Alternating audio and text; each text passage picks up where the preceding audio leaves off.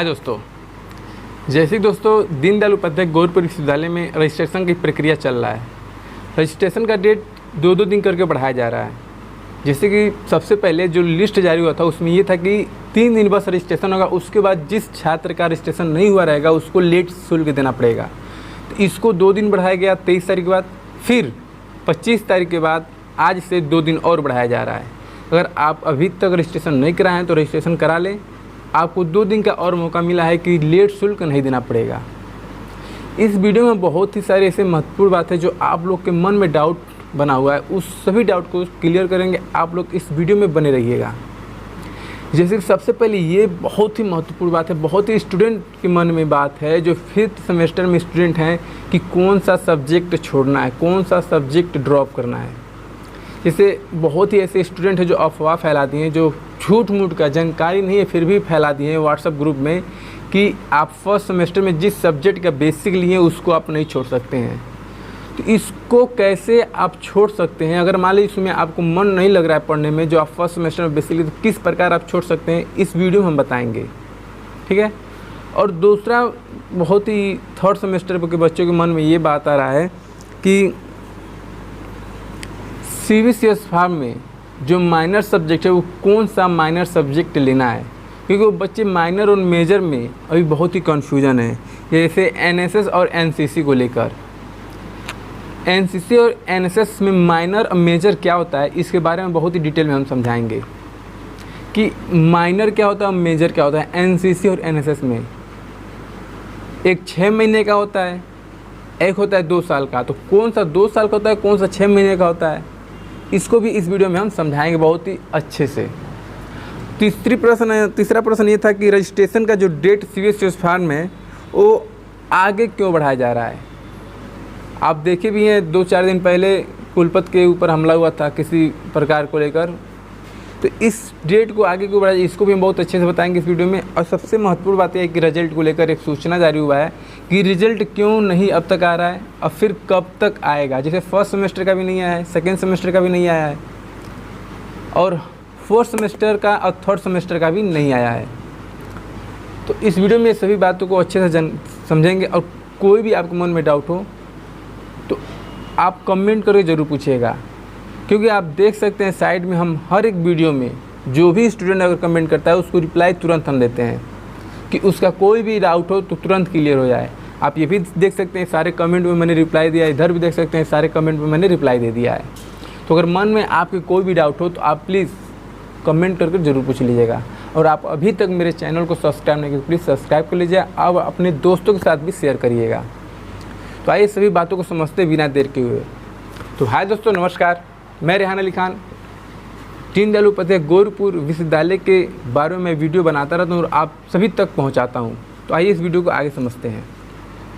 जैसे सबसे पहला प्रश्न ये था कि 5th सेमेस्टर का जो CBCS फॉर्म है वो कैसे भरा जाएगा, क्योंकि बहुत सारे ऐसे स्टूडेंट हैं जो झूठ मूठ का अफवाह फैला दिए हैं कि जो फर्स्ट सेमेस्टर में बेसिक हम लोग पढ़े थे जिस सब्जेक्ट का, वो सब्जेक्ट लेना बहुत ही इंपॉर्टेंट है। लेकिन ऐसा नहीं है। आप खुद एक बात हमारा बताइए कि फर्स्ट सेमेस्टर में जब आप आए थे नए तो आप कैसे समझ पा रहे होंगे कि हम ये बेसिक लेंगे तो ये हमें अच्छे से समझ में लास्ट तक आएगा, 3rd ईयर तक। मान लीजिए आप बेसिक ले लिए, उसको सेकेंड सेमेस्टर में 3rd सेमेस्टर आपको नहीं समझ में आ रहा, उसको आपको छोड़ना है तो कैसे छोड़ेंगे? आप 2 साल पढ़ेंगे तभी ना आप समझेंगे हाँ वो हमको विषय नहीं रुचि है, हम उसमें नहीं समझ पा रहे हैं, हम इसको ड्रॉप कर देंगे। अरे उस समय की बात था, उस समय ले लिया गया बेसिक, 3rd ईयर में आ गया, 3rd ईयर की बात है, हमें वो नहीं समझ में आ रहा, हम ड्रॉप कर देंगे। हमने परीक्षा नियंत्रण सर से बात किया तो उन्होंने कहा ऐसा कोई नियम नहीं है। आप 3rd ईयर में हैं तो 3rd ईयर का जो CBCS फॉर्म भरेंगे उसमें आप कुछ भी ड्रॉप कर सकते हैं, कोई भी सब्जेक्ट, भले से वो आप फर्स्ट सेमेस्टर में बेसिक लिए हों। ये सभी स्टूडेंट को आप बताइएगा, आप कोई भी सब्जेक्ट ड्रॉप कर सकते हैं तीनों में से, जो बेसिक लिए हो वो भी, और बाकी दोनों कोई में से आप एक सब्जेक्ट ड्रॉप कर सकते हैं।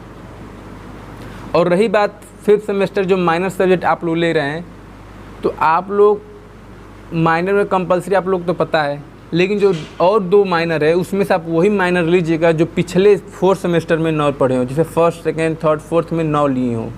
कोई भी अब माइनर रिपीट नहीं होना चाहिए। अगर रिपीट होगा अब से 5th सेमेस्टर के, क्योंकि नए आप कुलपति आएंगे, 5 सितंबर को ये जो कुलपति हैं चले जाएंगे, नया कुलपति आएंगे, तो वो नियम से चलाएंगे। जैसे जो माइनर सब्जेक्ट इसलिए होता है कि आप अपने सब्जेक्ट के अलावा अदरवाइज भी एक्टिविटी सीख लें, तो इसलिए ये CBCS पैटर्न लाया गया है।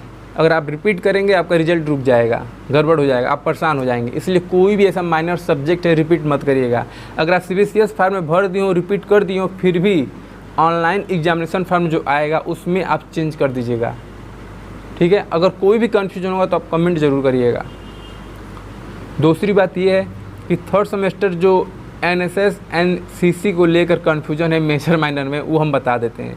देखिए NSS और NCC मेजर माइनर क्या होता है, जब आप CBCS फॉर्म भरते हैं और उसमें अगर NSS या NCC लेंगे तो आपको माइनर होगा। वो सिर्फ एक सेमेस्टर के लिए होता है, न कि 2 साल के लिए होता है।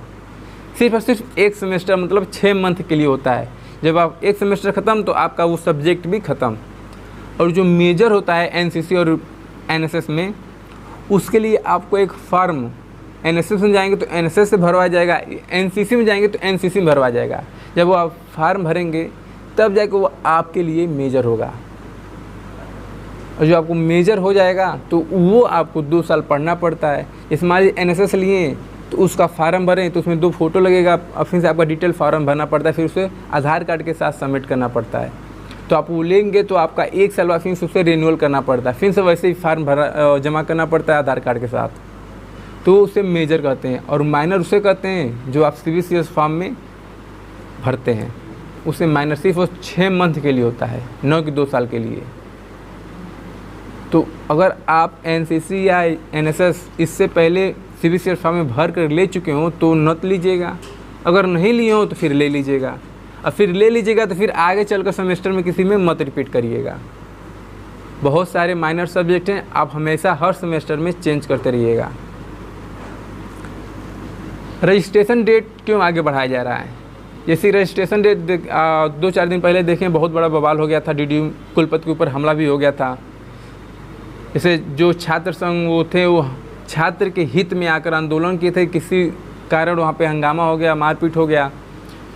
तो इस वजह से बहुत ऐसे कार्य था रुक गया था। इसके वजह से जो रजिस्ट्रेशन का प्रक्रिया था उसे आगे बढ़ा दिया गया, 2-2 दिन करके 4 दिन अभी तक बढ़ गया है। आपको लेट शुल्क नहीं लगेगा। आप अभी तक अपना रजिस्ट्रेशन अगर नहीं किए तो प्लीज़ आप उसको रजिस्ट्रेशन कर लीजिएगा, नहीं तो 2 दिन बाद हमें नहीं लग रहा है अब इसका डेट आगे बढ़ाया जाएगा, क्योंकि बहुत सारा बवाल हो गया है। फिर से जो अगर रजिस्ट्रेशन और आगे बढ़ जाएगा तो जो इस समय का 5th सेमेस्टर का सेशन है वो लेट चलने लगेगा। अभी इतना और ही बवाल है, ऊपर से एक और बवाल हो जाएगा, ठीक है। तो आप अपना रजिस्ट्रेशन ज़रूर करा लीजिएगा। और कोई भी हमारे बात को आप कन्फ्यूजन हो रहा तो आप कमेंट ज़रूर करिएगा। और बात रही आखिरी रिजल्ट को लेकर, तो रिजल्ट आपका इसलिए नहीं जारी हो पा रहा है क्योंकि अभी तक 1 या 2 माइनर सब्जेक्ट, जैसे 4th सेमेस्टर में एनिमेशन और 3rd सेमेस्टर में भी शायद NSS या 4th सेमेस्टर में NSS का भी माइनर एग्ज़ाम नहीं हुआ है। NSS में माइनर एग्ज़ाम अब कराया जा रहा है। 2-4 दिन में आप लोग जागरूक रहिएगा। 2-4 दिन में NSS में माइनर किसका भी 3rd सेमेस्टर हो चाहे 4th सेमेस्टर कराया जाएगा, ठीक, किसी भी कोर्स का। और एनिमेशन का अभी तक कोई वो नहीं जानकारी हो पा रहा है कि कब तक माइनर सब्जेक्ट होगा जो 4th सेमेस्टर में लिया है।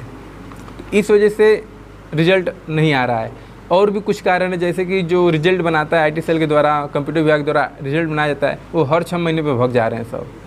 अब किसी कारण भग जा रहे हैं सब, ये नहीं मिल रहा होगा भाई, प्राइवेट होते हैं नहीं मिल रहा होगा, भग जा रहे होंगे सब। कितना कोई अपने जेब से पैसा लगाएगा, इसीलिए हम लोग पिसा जा रहे हैं, हम लोग का रिजल्ट नहीं आ रहा है। तो उड़ते उड़ते खबर आया AD बिल्डिंग से कि अगस्त में सभी का रिजल्ट जारी कर दिया जाएगा। 1st, 2nd, 3rd, 4th semester का सभी का ही रिजल्ट जारी कर दिया जाएगा। और भी कोई आपको जानकारी चाहिए तो आप कमेंट जरूर पूछिएगा।